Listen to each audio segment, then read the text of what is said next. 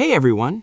In this quick tutorial, I'm going to show you exactly how to fix the trading disabled issue on MetaTrader 5, so if you're unable to place trades, follow along step by step to get it working again. Alright, let's dive in. First, open your MetaTrader 5 platform and log into your account. Once you're inside, go to the top menu and click on Tools. From there, click on Options at the bottom. A settings window will appear. Now go to the Trade tab. It's usually the third tab. Here, turn on one-click trading. Then scroll down, accept the terms, and click OK. After that, press OK again to save everything. This simple step can often fix the problem right away.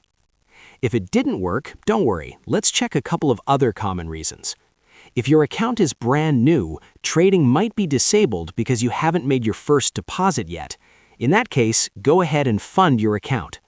Once your deposit is processed, trading should be automatically enabled. Now, another thing to check is account activity.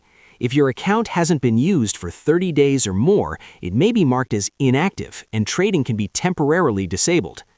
To fix this, go to your broker's website and contact their support team. They'll help you reactivate trading on your account.